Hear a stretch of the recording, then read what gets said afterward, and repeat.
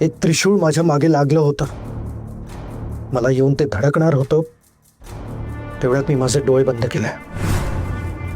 माझ्यावर वार नाही केला, पण जेव्हा मी माझे डोळे उघडले तेव्हा माझ्या आजूबाजूला आगीचं रिंगण तयार झालं होतं. सगळीकडे फक्त आगच आग होती. मी त्यातून अजिबात बाहेर पडू शकत नव्हतो. आणि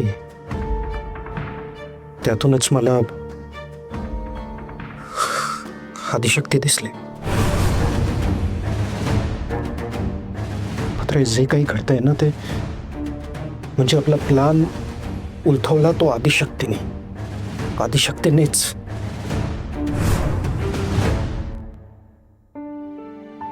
घे गरव आहे.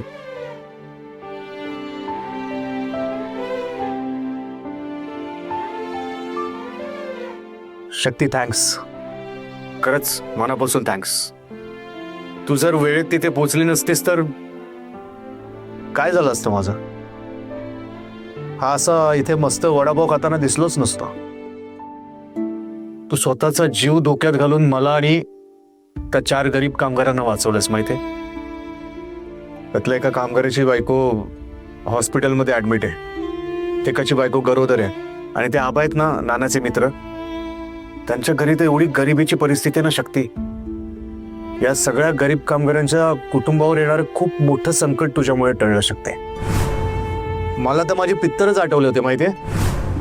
वाटलं की सगळं संपलं आता. माझ्या नानाचं काय झालं असतं ग? कळा त्याच्या फोडाप्रमाणे जपलाय त्याने मला. मी जर त्या आगीत मेलो असतो ना शक्ती, माझा नाना नसता जिवंत राहिला. विचारच नाही करवत मला. शिवा, अरे जे घडलं नाही त्याच्याबद्दल का विचार करतोयस? आणि तिथलं संकट टळलं.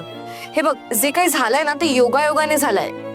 नाही, योगायोग नाही शक्ती, देवाची कृपा. देवानेच तुला तिथे आमच्या मदतीसाठी पाठवलं. आणि त्याही आधी तुझ्या मदतीसाठी त्या बाईंना तिथे पाठवलं. कसं असतं ना, देवाला ना सगळं माहीत असतं पुढे काय होणार आहे ते. म्हणून तर माझ्या शंभू महादेवाने त्या 4 कामगारांना वाचवायला मला पाठवलं आणि नंतर तुला पाठवलं आम्हा सगळ्यांना वाचवायला. योगायोग नाही, देवाची करणी आणि देवाची लीला. शिवा प्लीज, किती ते देवदेव करतोयस? काही चांगलं वाईट झालं की देवाने केलं. अरे अस्तित्वात नसलेल्या त्या गोष्टीला किती वेळा मध्ये आणायचंय? आपण मध्ये आणतच नसतो. आपला देवावर विश्वास असो वा नसो, देव कुठल्या ना कुठल्या रूपात आपल्या आणि संकटाच्या मध्ये येऊन उभा राहत असतो. हे बघ, मला नाही पटत. माझा नाहीये याच्यावर विश्वास. तू उगीच देवाचे गोडवे माझ्या समोर नको का. हा तेच आहे ना, तुला पटत नाही, तुझा विश्वास नाही म्हणूनच तू मानत नाहीयेस. मला एक गोष्ट सांग शक्ती. तू उशीर होत होता ऑफिसला म्हणून रिक्षाची वाट बघत उभी होतीस, बरोबर? रिक्षा काही मिळाली नाही, पण त्यात कोण कुठल्या बाई त्या आल्या आणि त्यांनी तुला लिफ्ट देऊ केली. तू लिफ्ट घेतलीस आणि त्या बाईंनी बरोबर तुला त्या फॅक्टरी जवळच आणून सोडलं. आता मला सांग, तू त्यांना सांगितलं होतंस का मला फॅक्टरी जवळ सोडा म्हणून? नाही. ती फॅक्टरी आपल्या ऑफिस पासून एकदम विरुद्ध दिशेला आहे, मग तरी सुद्धा त्या बाईंनी तुला त्या फॅक्टरी जवळच सोडलं. इतका योगायोग कसा काय शक्य आहे? अरे रस्ता चुकले असतील त्या. बरं चल, त्या रस्ता चुकल्या, पण तू घरापासून फॅक्टरी पर्यंत येईस्तोवर तुझ्या लक्षात नाही आलं की आपण रस्ता चुकतोय? हे बघ शिवा, मी अजून शहरात रुळले नाहीये. अरे मी आजही रस्ते चुकते. मला वाटलं त्या कुठल्या शॉर्टकटने ऑफिसच्या ऍड्रेसवर गाडी वळवत असतील. गाडी योग्य ठिकाणीच वळली, पण तू तुझ्या विचारांची गाडी तुझ्या मनाप्रमाणे सोयीस्कररित्या वळवतेस. तुला देवाला क्रेडिटच द्यायचं नाहीये ना शक्ती. तुझ्यामुळे माझ्या प्रिन्स सरकारांचे पण प्राण वाचलेत. आता या सगळ्याला कुठेतरी दैवी लीलाच म्हणू शकतो ना आपण. मला नाही पटत आहे. बरं चल, तुला नाही पटत ना, मग एक काम कर. त्या ज्या बाई आहेत ना ज्यांनी तुला लिफ्ट दिली, त्यांना जाऊन भेट आणि त्यांना विचार की हा योगायोग आहे की देवाची कृपा. अरे त्यांना भेटायला तर लगेच दिसायला हव्या ना. म्हणजे? अरे म्हणजे त्या अशा नेहमी नाही दिसत, कधीतरी दिसतात. काय नेहमी दिसत नाहीत, कधीतरी दिसतात? म्हणजे याआधी भेटलीस तू त्यांना? ते चल ना, त्यांना भेटूयात, आभार मानूयात त्यांचे. शिवा, मला नाही माहिती त्या कुठे राहतात. मला त्यांचं नाव गाव काहीही माहिती नाहीये. आणि आता झालं ना, सगळे वाचलेत ना त्या संकटातून, मग कशाला तू एवढा प्रश्नांचा भडीमार करतोयस? हे बघ, मी त्या अपघाताच्या ठिकाणी पोहोचले, हा योगायोग होता. नियतीमुळे झालं हे सगळं, नॅचरल आहे हे सगळं. आणि ही नियती सुद्धा देवच ठरवत असतो. या जगात घडणाऱ्या सगळ्या नॅचरल नैसर्गिक घटना गोष्टी देवच घडवून आणतो. काय झालं? शिवा, खरं तर तू इथे वडापाव खात देव आणि नियती या विषयांवर माझ्याशी वाद घालण्यापेक्षा ना, हॉस्पिटलमध्ये जाऊन स्वतःचा चेकअप करायला पाहिजे होता आणि नंतर घरी जाऊन आराम करायला पाहिजे होता. पण नाही, तू इथे दैवी चमत्कारांवर माझ्याशी वाद घालतोयस. तू बस, मी निघते. हॅलो, चिडते का अशी माझ्यावर? एवढं रागवायचं होतं तर वाचवलं कशाला मला? मरू द्यायचं होतं आगीत. शिवा, झालं तुझं वाह्यात बोलून? बरं वाटतंय आता? मला ना तुझ्याशी बोलायचंच नाहीये. तू बस तुझ्या देवाचे गोडवे गात आणि खा हा वडापाव. हे शक्ती, अरे ऐक ना शक्ती.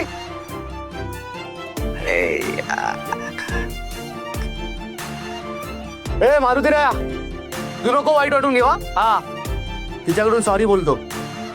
आज नसेल पटलं तिला, पण कधीतरी नक्की पटेल. शब्द आपला. आदिशक्ती, आदिशक्ती, आदिशक्ती. सोडणार नाही मी, सोडणार नाही अजिबात. संपून टाकणार आहे कायमचा, कायम संपून टाकणार आहे. बरं झालं शक्ती तिथे आली, नाहीतर आज माझा जीव गेला असता.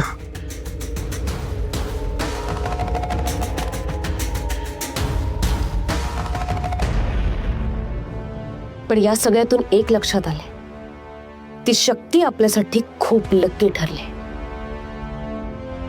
तिची पत्रिका मागून आपण आपलाच फायदा केलाय. खरंय. आणि ज्या कुठल्या बाईने तिला फॅक्टरीपर्यंत पोहोचवलं, ज्यातही आपलाच फायदा झालाय. बरोबर बोलतेस तू. हे म्हणजे आज आपलं काम नाही झालं, पण माझा जीव तर वाचला, हे महत्वाचं आहे. होय. पत्रा, हा तुला कळतंय का, आपल्याला पुन्हा प्रचिती आली आहे. ती आदिशक्ती माझ्या जीवावर उठली आहे हे विसरून चालणार नाही. क्रिस, ती फक्त तुमच्या जीवावर नाही, ती माझ्या जीवावर सुद्धा उठली.